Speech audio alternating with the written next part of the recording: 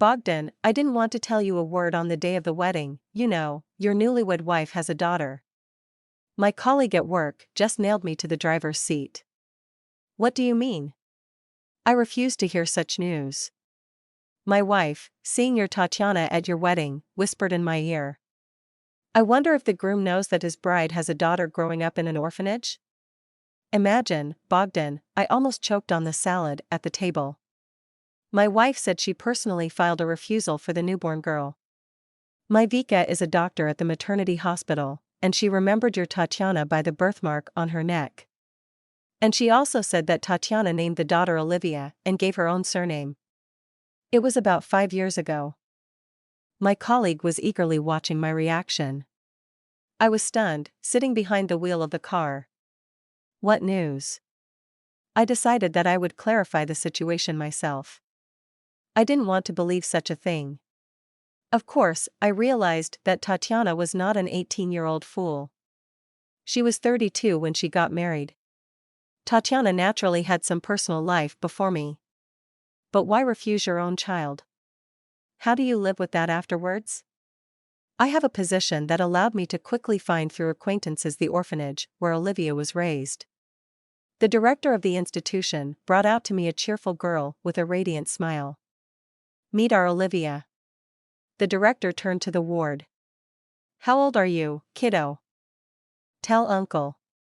It was impossible not to notice the terrible strabismus in the girl. I felt sorry for the girl. I already considered her my own, my soul was attached. Because this little one is the daughter of my beloved woman. Grandma used to repeat every time. Even if the child is cross-eyed, to the father and mother, it's a wonder. Olivia boldly approached closer. 4 years old. Are you my daddy? I hesitated. What to say to a child who sees a father in every man? Olivia, let's talk. Do you want to have a mom and dad? Of course, I asked a stupid question. But I already wanted to hug this little girl and immediately take her home. I want. Will you take me?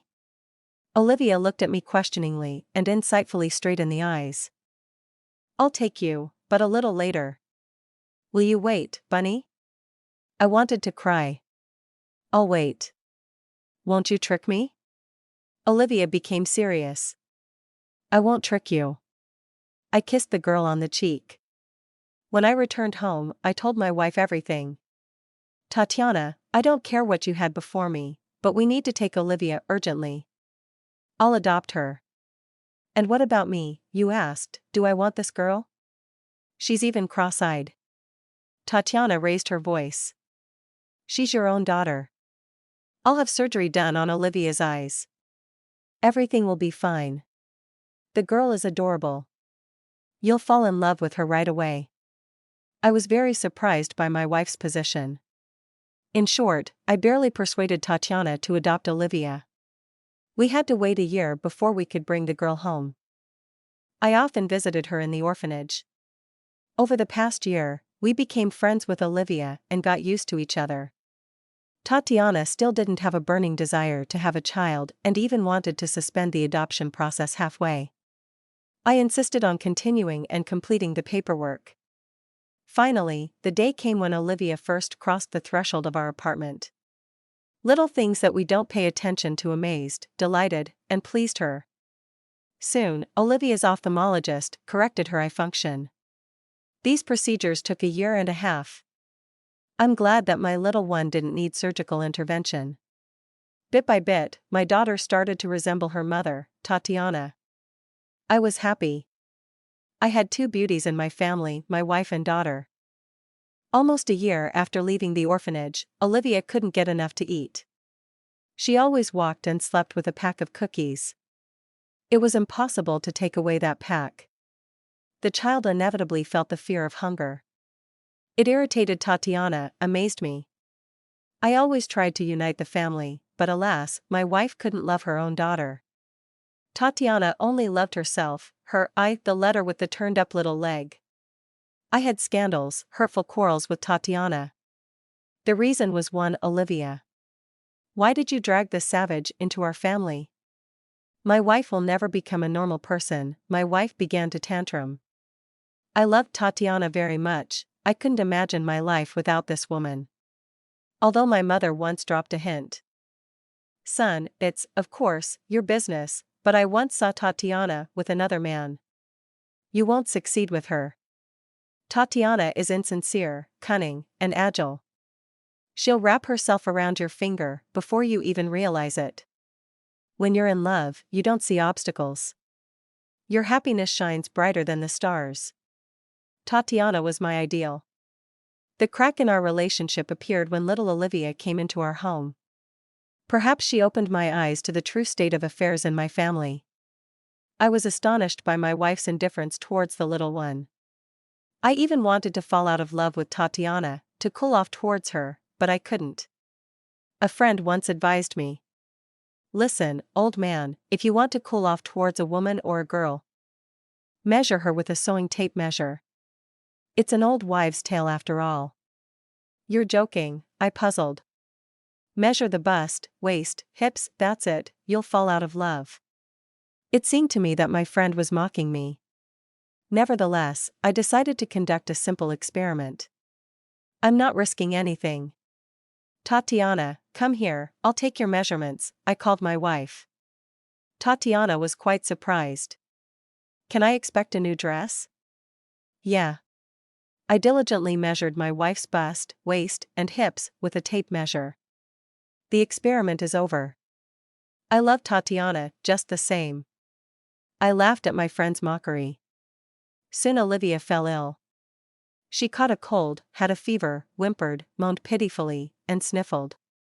She followed Tatiana around, tightly holding her doll Maria. I was glad that instead of a pack of cookies, Olivia had a doll Maria in her hands. My daughter adored endlessly dressing up her doll, but now the doll was naked, which meant its owner was sick and didn't have the strength to dress it. Tatiana snapped at Olivia. Just be quiet already. I can't get a moment's peace from you, go to sleep. Olivia hugged her doll to her chest and continued to whimper incessantly. Suddenly Tatiana snatched the doll from Olivia's hands, ran to the window, opened it, and with fury, threw the toy out. Mommy, that's my favorite doll, Maria, she'll freeze outside, can I go get her? Olivia cried loudly. Rushed to the front door. I immediately ran after the discarded doll. The elevator, as luck would have it, wasn't working.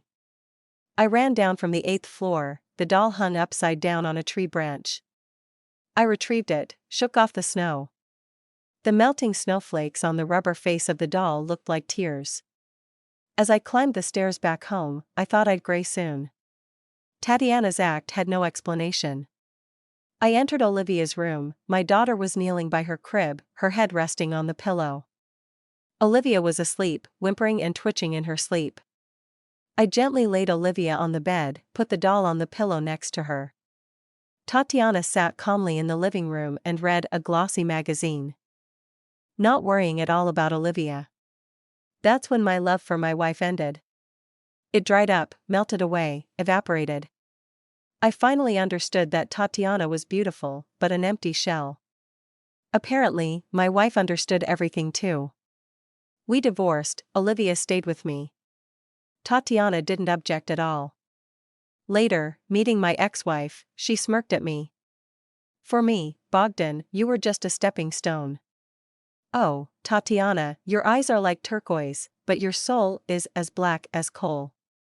I could now calmly express this reproach. Tatiana immediately married a successful businessman. I feel sorry for her husband. My mother passed her verdict, such a woman should not be a mother. At first, Olivia missed her mother very much.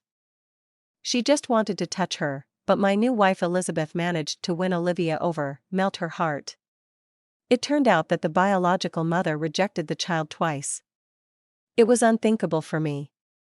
Elizabeth treated adopted Olivia and our son Stepan with immense love and boundless patience.